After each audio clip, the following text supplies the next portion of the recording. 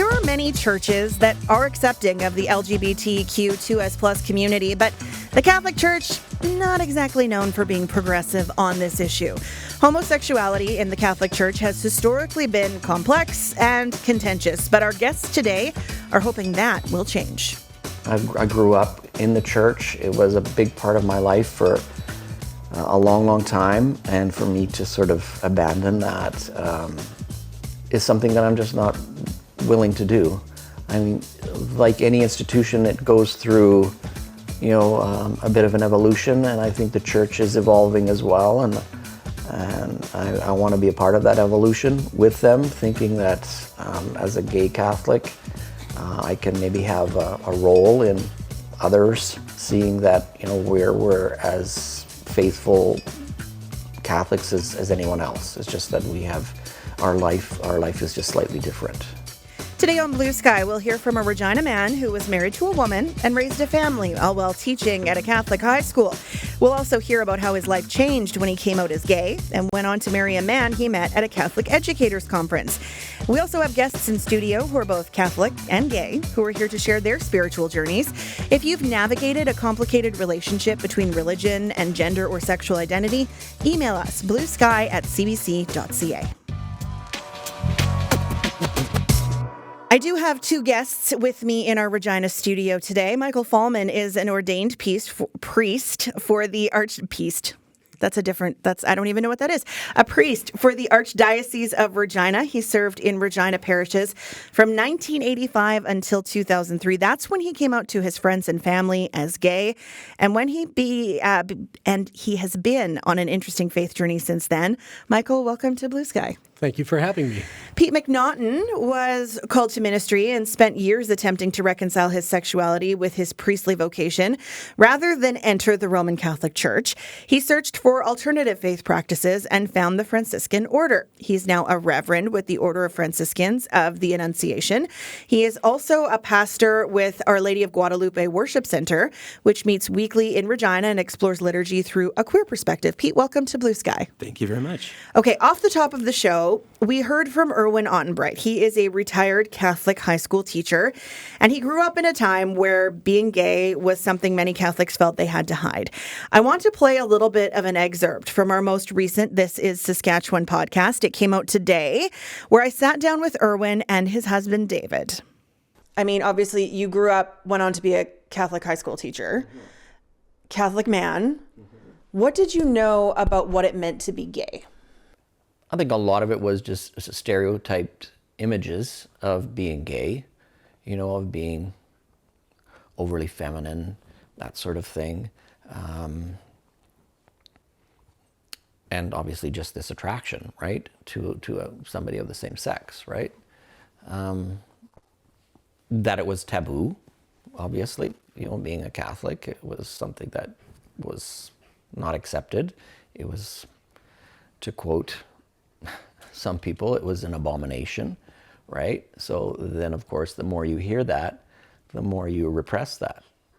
So that was largely my life, right? Was continually kind of squelching that feeling, right? And so it becomes difficult because you know that you are feeling other feelings, but you can't act on them, right? Or you shouldn't act on them. So that was challenging. Pete, I'll start with you. What was your understanding of what it meant to be gay when you were growing up?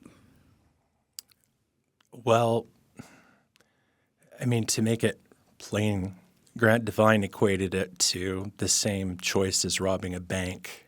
That was the conditions that, as a teenager in Saskatchewan, we were dealing with.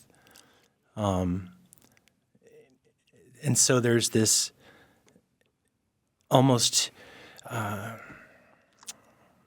this anxiety that walks with you sort of underneath your skin, especially, in the 80s and the 90s, and to some extent into the 2000s in Saskatchewan, that there was something potentially defective with who you were as a person, and that you had to work incredibly hard to try and put on a mask that was going to be acceptable for the people around you, and sacrifice significant portions of your soul, your spirit.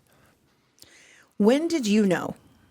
You knew early enough that you didn't go into the Catholic Church. So I have actually only been a Catholic for 8 years. Okay. And when I say that, I'm an independent Catholic. It's a Catholicism that's not under the jurisdiction of Rome. I knew at 4. Really? Now, the thing is, as a 4-year-old, you don't have a concept of sexuality, and you don't have a concept of a calling per se. But I knew that I was different at 4 from the way I interacted with the people that I was playing with, the kids that I was playing with. What do you mean by that? Well, if you constantly go to your friends and you want to get hugs because the feeling of the skin against your skin fills your cup, it feels like that's the beginning for me of just knowing that I was different, wanting to do the things that everybody sort of typecast as being things that girls did, which just seemed natural to me. Having a creative mind and a creative spirit that were sort of, I was a round peg that my parents, my family, and my community worked very hard to turn into 4 corners so that I would fit the mold. Mm-hmm. And at the same time, I knew that I had this almost an innate knowledge of who God was. I didn't need to be told, and when I was told, it felt like I was being reminded. When I look back, that's how it felt. And of course, you introduce the sound of music into that mix, and you're done.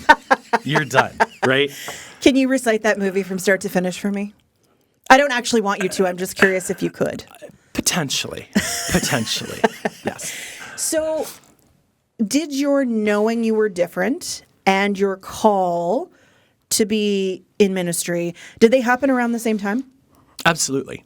But as I say, when a child is 4, they have the inklings, they have the beginnings, but it's you don't have the words, you don't have the ability to sort of think those big ideas. You're just at the doorstep, you know. You're finding your personality. Exactly. But as I grew older, I began to see that, you know, Catholicism was something that I wanted to investigate. But being brought up in a United Church family that was very Protestant, I was doing things that were not only terrifying, they were taboo. You know, you don't genuflect when you're in St. Andrew's United Church. You just don't do that, and you hope nobody's looking at your kids when you do. So it was pushed down. So in a way, I was closeted as a queer man, but also as a Catholic, which seems really bizarre. I'm raising my eyebrow now I know. because those are things that... What made you hide them? I grew up in small town Saskatchewan. Which small town? Like when you say Fort small? Qu'Appelle. Okay. Fort Qu'Appelle. So if anybody knows Bert Fox Composite High School, Bert Fox was my grandfather. So we've got roots out at the fort. Again, I've got to go back to what life was like in 1980s, 1990s in Saskatchewan. In a lot of ways, there are parallels to how it is now. There is safety in thinking narrowly. There is safety in conformity.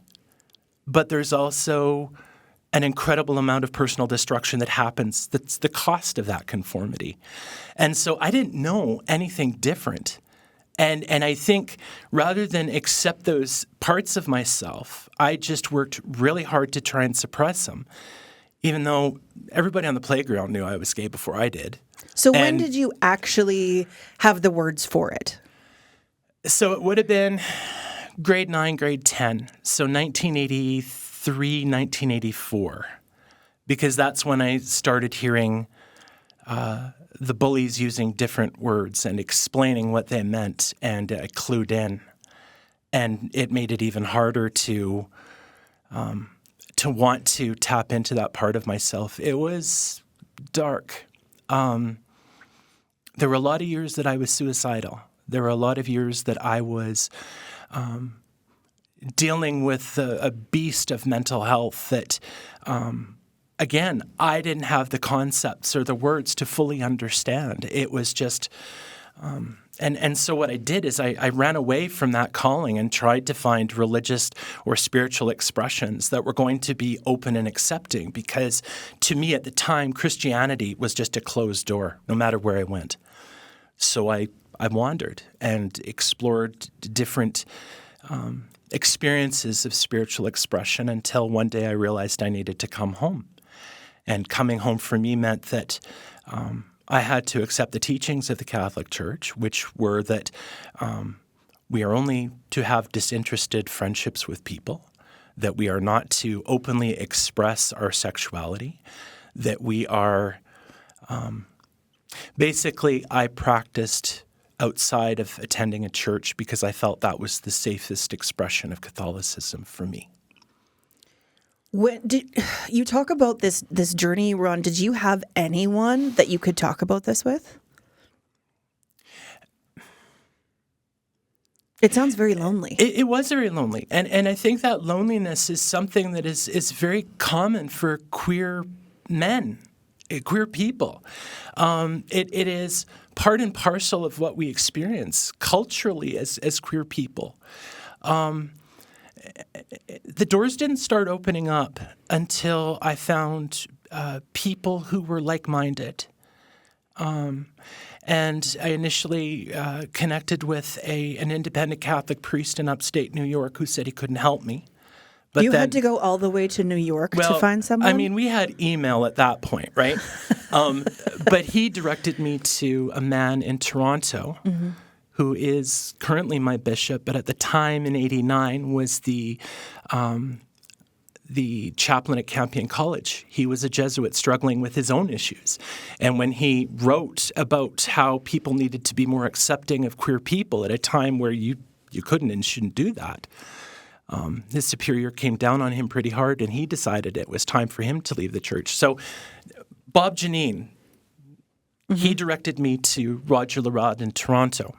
And I reached out to him and explained what I'd been through for 30-some years of my life, and asked if he would become my spiritual director. And he said yes. And we spoke for 2 or 3 months pretty intensively. I started doing a lot of very intensive reading and studying and, sort of shaking the cobwebs and waking up that call to vocation that had been, now there's a possibility. And I flew out to Toronto and was baptized, confirmed on Saturday in the Mother House. On the Sunday, I was tonsured, received the first 2 initiatory steps towards becoming a priest, was initiated into the Franciscan order, and then attended my first Pride Parade in Toronto. That's a lot to process in a very short period of time. Yeah, it was. Especially when you're looking at 1 million people having one of the largest water fights in the world. But as a gay man, as a queer person, it was the first time in my life that I felt I found my tribe. You found your people. My community, and nobody questioned it. And that gave me a renewed sense of dedication to pushing to achieve my vocational goals. Michael is nodding along with so much fervor here that I want to go to your story, and we'll talk about the role of Catholicism in your lives in a moment. But Michael, what was your understanding of what it meant to be gay when you were growing up? Because you were ordained in the Catholic Church. Yes, I was. Growing up was a very interesting experience. I was born and raised in the 60s and went through school and high school into the 70s. And that makes me kind of an old gay now. So, and in those days, it was a very different lifestyle, very different world at that point. And you learned very quickly, as Pete was saying, that you don't say certain things or you don't do certain things very, very quickly. I can remember, I'm probably about the same way. Like I can remember probably being gay my whole life, but not really being conscious of what that meant until maybe grade 5, grade 6, somewhere in there. And that's when you start hearing the different words that get thrown out, the slurs that come at you.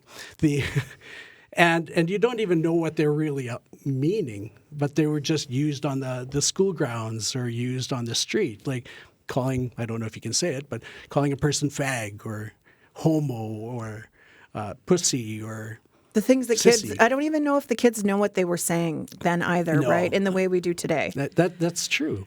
But you know that at certain times, a lot of the times you just said it to everyone, just as an insult. An insult, yeah.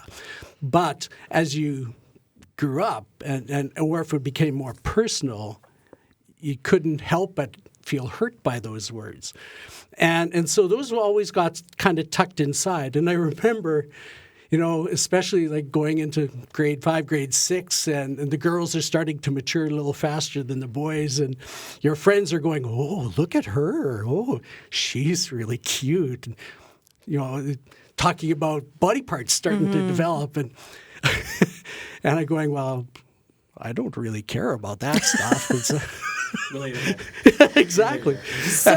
And so what ends up happening is, like one time I remember, but he's cute. And you say that once and only once if you don't want to get beat up or made fun of. So very early on, like you learn to start cramming it down and to hide it. You start watching the way you talk. You start watching the way you have your mannerisms, how you walk. It's exhausting. It's totally exhausting. Why the Catholic Church then? Why go into a place where at that time was very much not accepting of any of this? Well, I was born and raised Catholic. Like that was the tradition of the time, and it still is that if you're born into a Catholic family, you get baptized and you get brought up with the Catholic teachings. And that's the life I've known. And it's part of me. So I really can't say that it was a choice. It's just part of my growing up. You had the calling to be a priest? Now that's something that comes along as time goes on that you realize as well, that I probably didn't start really thinking about it seriously until I was in high school. But I was always involved in the church. Like my family, we did all the Catholic things. We went to Mass on Sundays. We were all lined up, oldest to youngest, had our hair broken back, to make us look good, go to church. And when came time, you had your first communion, your first reconciliation, your confirmation, became an altar server in church. But for some reason, this is something, as I can relate to Pete saying, that there's always something inside of me, niggling inside, saying, well, just keep getting involved. This is something that I'm comfortable in. It's part of my identity. And so as time went on, it became not just an altar server, but a reader. And then after that became a sacristan. And after that, joined the choir. And as time went on, became the choir director at Holy Trinity Parish here in Regina. That was my parish when I was a kid. There you go. Father Ken Miller was our priest. Yes, I remember Ken, yes. The fun of it, though, is as time had gone on, I was doing all these things and it just seemed natural to me. Like on Sundays, I get up early, go unlock the church or go and help set things up. And you're kind of blind because you're so close to being involved all the time.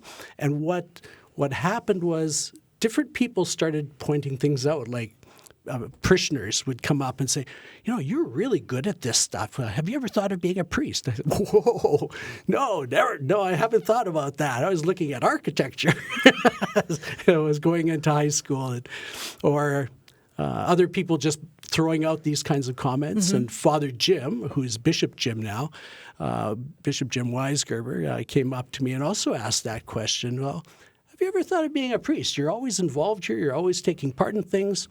Maybe you should think about it. And that's where it kind of gave me the bug to start thinking about what this vocation was and realizing the vocation was coming from the people around me. More than from yourself. More than for myself at the time, yeah. I'm Sam McKeag. Today we are talking about the complicated nature of being gay and Catholic. This week's This is Saskatchewan episode introduces us to a couple who met at a Catholic educators conference and got married. And they are a gay couple, but half of that couple was married to a woman and raised 3 children prior to that. So a complicated family story on that end. I want to play another clip from my conversation with Erwin Ottenbreit and his husband, David Uranon. Here's David. I grew up Catholic. Went to Catholic school, a Catholic private school from grade 1 to grade 12. And then when I went to university, that's when my sort of relationship with the church sort of dwindled a little bit. Like I tried to find a community there that was a little bit more on the progressive side as well, just because I was still trying to figure myself out during university in terms of being gay. I knew at that time when I did go to university that I was either bi or gay. I was still in the questioning mode at that time.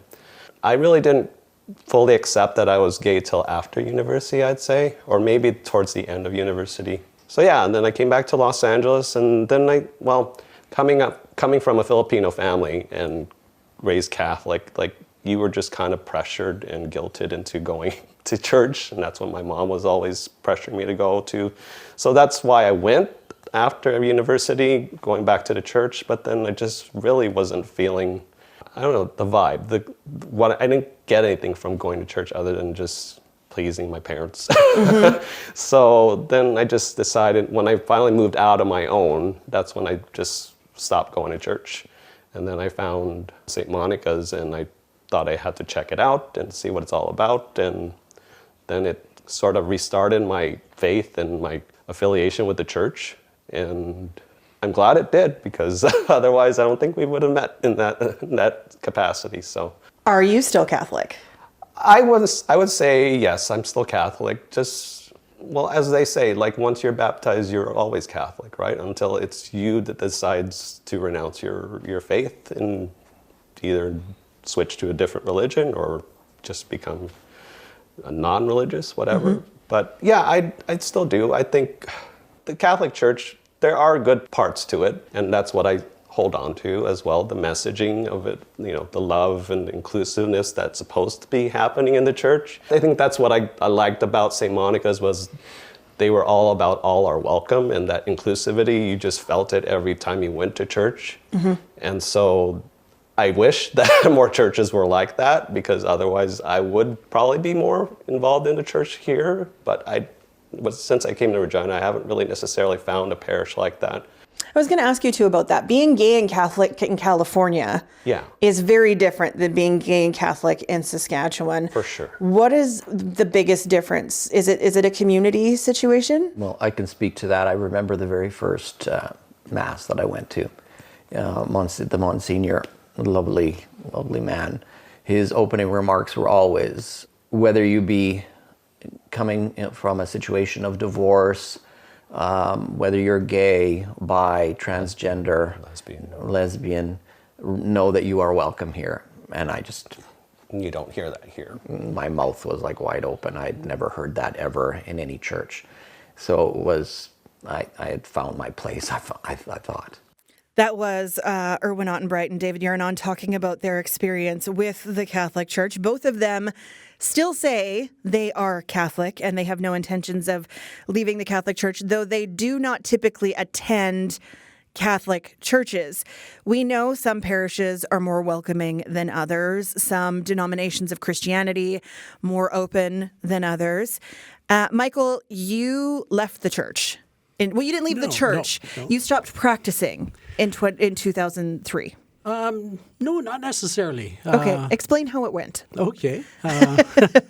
Well, after I had a chat with the bishop after a sabbatical, I don't know if you want to hear that story. Yeah, go or ahead. not. Tell me the Okay. story of how it went. Well, back in 2000, a lot of stuff was coming out of Rome about the LGBTQ community, coming from Roman psychologists and theologians and stuff, and it was just not resonating with me. Like, it was just not my lived life of how I experienced myself as a gay man.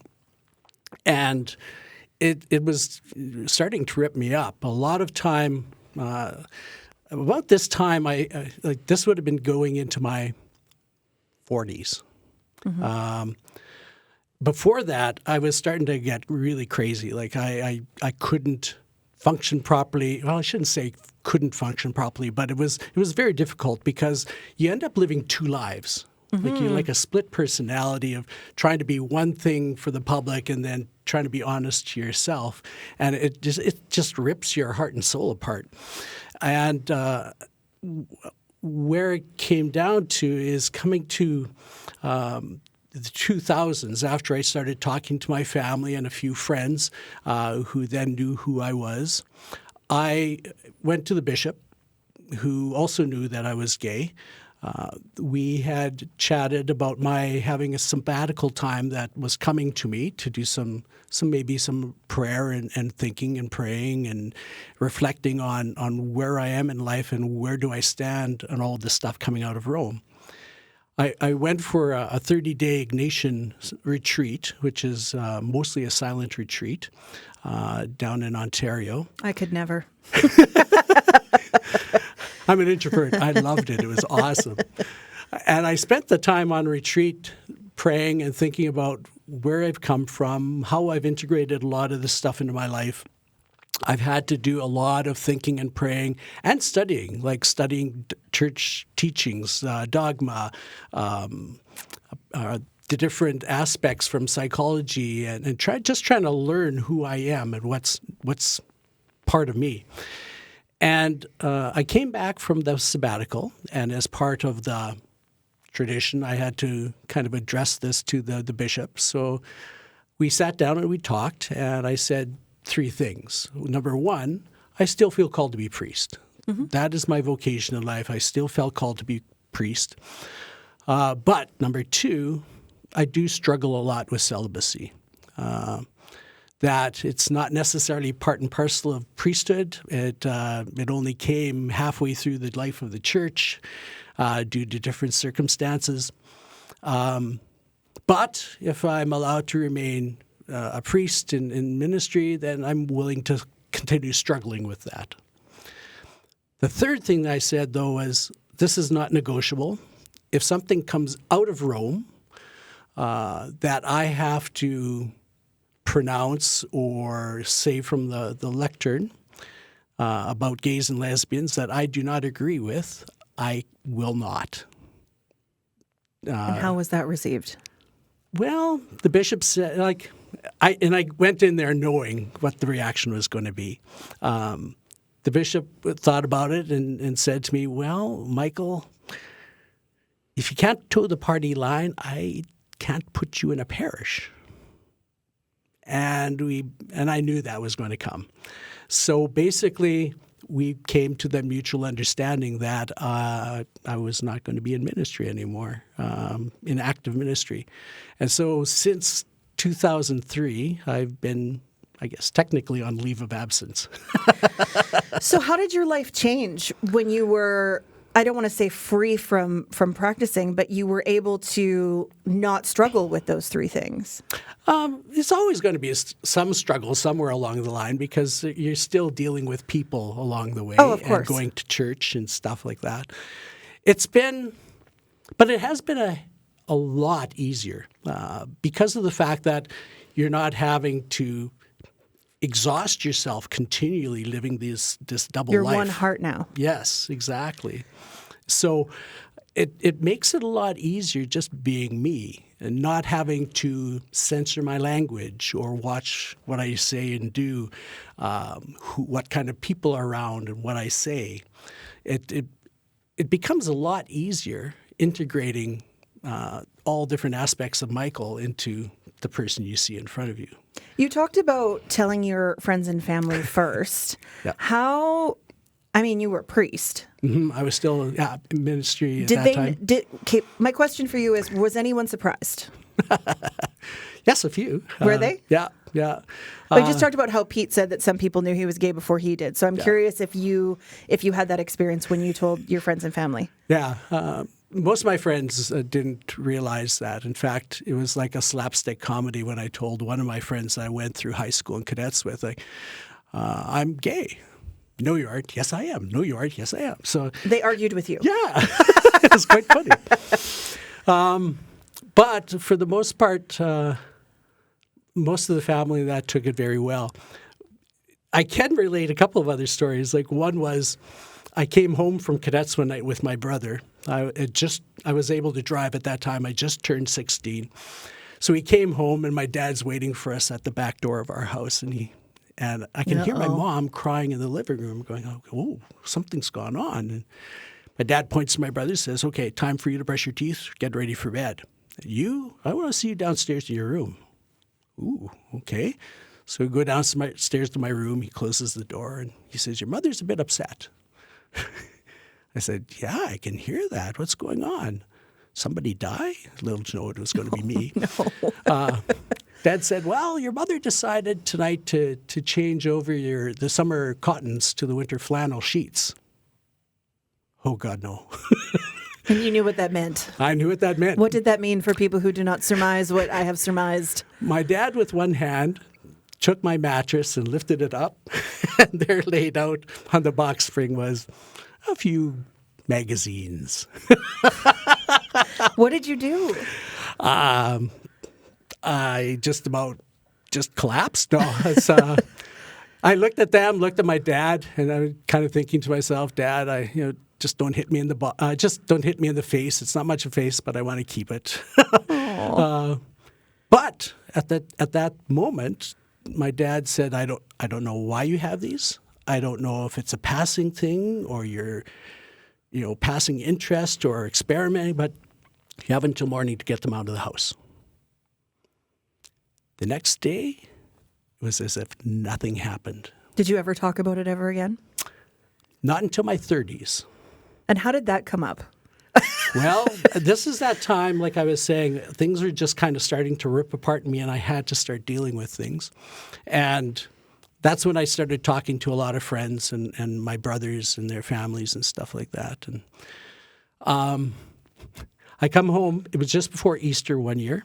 I come home to visit Mom and Dad from Regina, where I was ministering at the time. And my mom notices that I'm not myself. He says, what's going on? You look like you're ready to cry. I said, "Well, I got something to tell you, but I can't say it right now." Okay, so we finish supper and do the dishes and go sit down, Mom in her seat and Dad in his seat. Everyone has a chair. Everyone has a chair. And I'm sitting there and said, "Okay, I need to tell you something, and it has to do with something that happened in high school." "What? What happened in high school?" "Kenny, what happened in high school? I don't understand. My mom is the worrier. My mom is the one always concerned about what others are going to think." My mom goes, I don't understand. I said, "Well, it has to do with magazines." "Magazines? What magazines?" My mom totally suppressed this. Totally repressed it. My dad's just sitting there nodding his head. He remembers. He remembers. And I said, "Well, the fact is I'm gay, and I don't know where it's going to take me in the next few years, but I've got to start talking about it or else I'm going to do something really stupid." So my mom is, what do you mean you're gay? Why did you become a priest? Like, what about AIDS? What about, oh my gosh. The worrier. The worrier. And my dad just calmed her down and said to me, he pointed at me and said, "I want you to remember this. You are always going to be my son. We will always love you, and this will always be your home." Oh, what a moment. It was. Like, it just floored me. I will always remember that day. Did your mom stop spinning? She did. She just kind of sat there and took it in. And it's taken a few years. Dad was just waiting for me to say something about it. But it took a few years. Mom finally started coming around. I remember coming back from a holiday in San Francisco one year to visit some friends I got to know down there. And I said, my mom said, well, don't you have pictures? You always have pictures when you come back from holidays. I said, yeah, I have pictures, Mom, but it was the Pride Parade. Oh. Well, I can look at those. I've seen that on TV before. So she came around. Yeah, so she was slowly coming around, yeah. It's just accepting of a new normal for a different generation, That's right? it, exactly. Pete, does this resonate with you? Yeah, some of it, yeah. I think coming out is always, well, I don't know about now, but at the time for me, I was really scared. And everybody I told, I was expecting these, Horrible. And nobody was. And there was a part of me that was like, well, I don't have any bad stories to tell anybody. I feel left out. But no, everybody was really accepting and kind and loving. And it was a relief to know that it wasn't going to be a stone to trip over, Can we talk about safe places? Because I think the church, for a lot of people, is seen as a safe place, but it may not be seen as a safe place for the queer community. I understand you've created some safe spaces to kind of get through that stone. Yeah. So when I was ordained and then came back to Regina, I knew that I wanted to mission to the queer community in Regina and all of those little communities that make that up. But I wasn't sure how that was supposed to look. And I put it out there that I wanted to start celebrating Mass and wanted to do it in a way that was welcoming and accepting. And, it was all of those things that your earlier recorded guests were saying they want that in a church. That was what I wanted to provide. And a friend came to me and said, if you're going to do this, you need to be aware that there are a lot of queer people, not specifically queer people, but people in general, but specifically queers, I guess, who have experienced trauma in organized religion right across the board.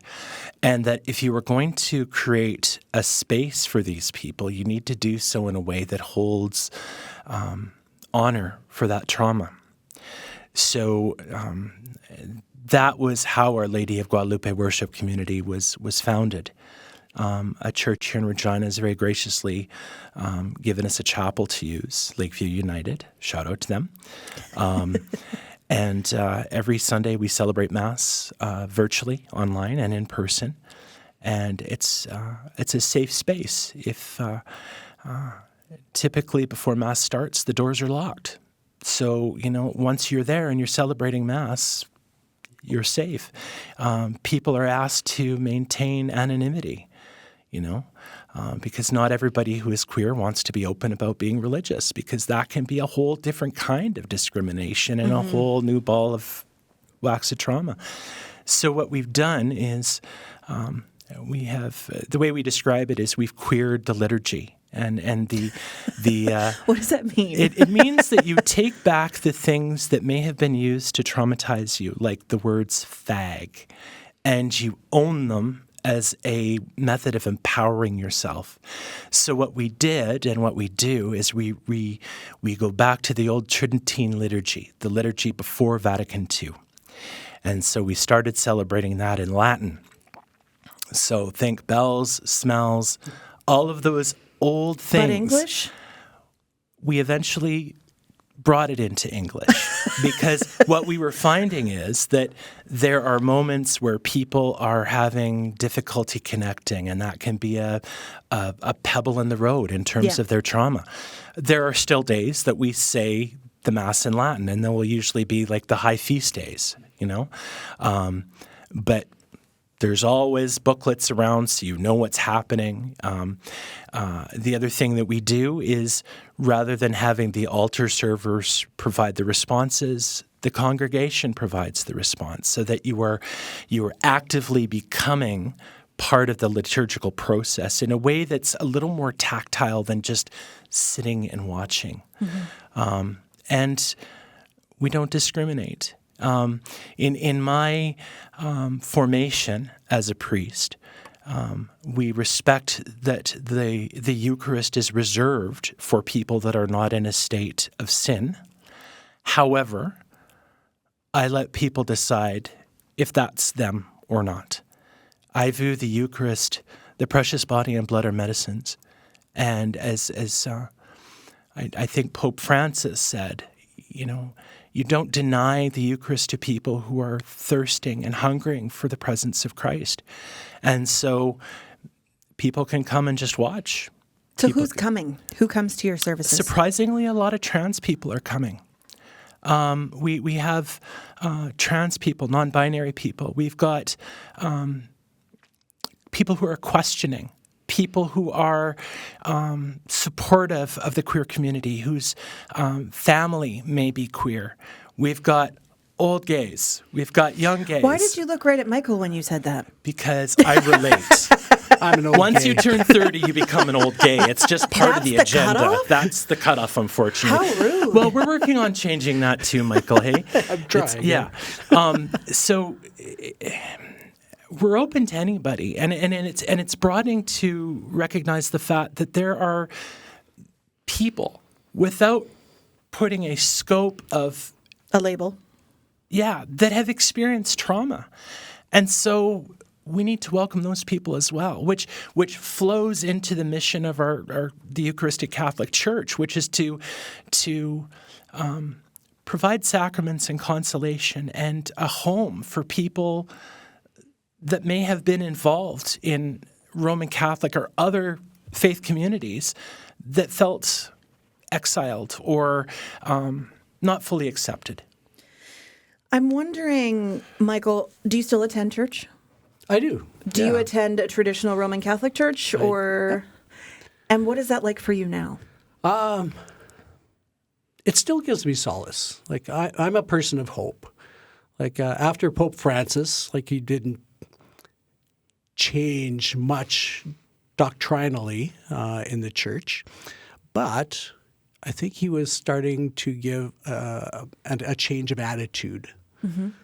And I kind of agree, like, with other friends of mine who say, like, well, it's part of my mission right now to kind of be a gentle voice within the church to help maybe bring things along for those who are willing to listen.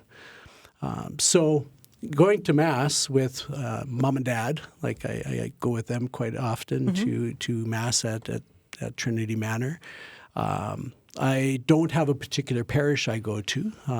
You bop around? I bop around, and it disheartens me at times when I see some clergy that are not as welcoming as could be. Do you critique their style as a priest?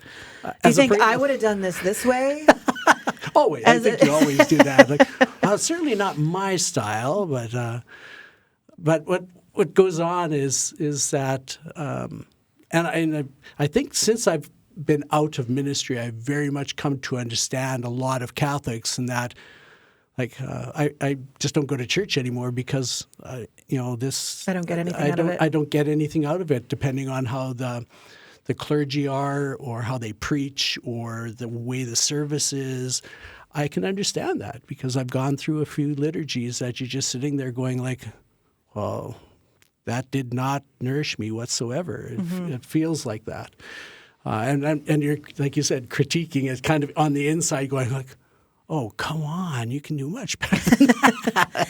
Have you seen the church change, though, over the years? Yes. More so not from the institutional side so much, not from the magisterium side, but through individuals. Do you agree with that? Listen, I'll tell you, I've met a lot of Roman Catholics that were so open, welcoming, and affirming that I think had I met them before I had met my bishop in Toronto, I may have become a Roman Catholic. A couple of people, but one in particular was a priest who I'm not going to name, who I went to at the recommendation of some friends, and I needed a host for my little chapel at home before I was ordained. And I explained my situation to him, that I wasn't a Roman Catholic, but and he very gratefully he was very glad to consecrate a host for me. That speaks volumes. Certainly, there are still people who have a hardness of the heart, I would say. And I would invite them to take a long, hard look and ask themselves if that is because they have a disinterested relationship with Christ. Ooh, deep thoughts. Well, I want to cut you off, though, because I want to play a clip here and I want to get your thoughts on it. And this goes by very quickly. We are coming up on the end of the show. I want to give the last main word to Erwin Ottenbright because I asked him why he thought it was important for him and David to share their story. And this is what he said. Because so many people, I think that there is no hope, right?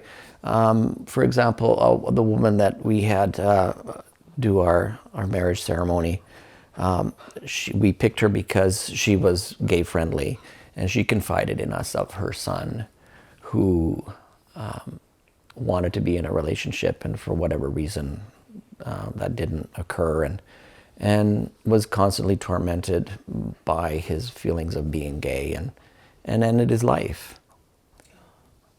So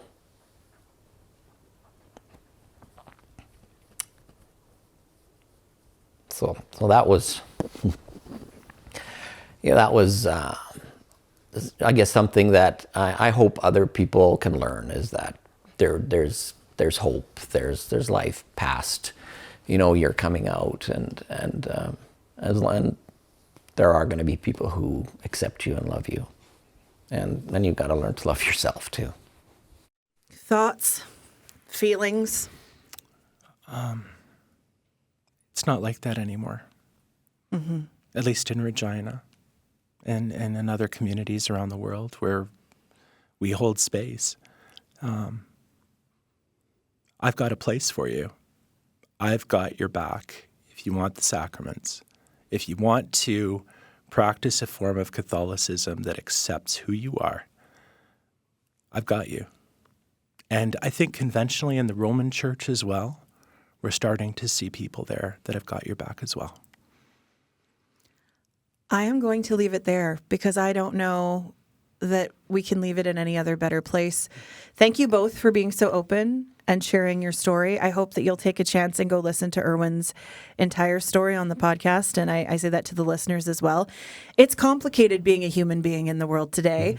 And you throw in some things that you can't control and some strong opinions, and it makes life a little bit more difficult. But I think you've shed some light and people think a little differently today. So thank you so much for being part of this thoughtful conversation. Thank you. I appreciate your inviting us. Of course. Our guests today were Michael Fallman and Pete McNaughton. Pete is the pastor of Our Lady of Guadalupe Worship Community, which meets weekly in Regina. And as he said, they provide a safe space for queer people to experience spirituality and support for individuals who are processing trauma from religious churches or religious therapy. That is it from us today. Thanks so much for being part of this conversation. I'm Sam McKeag. Have a great afternoon.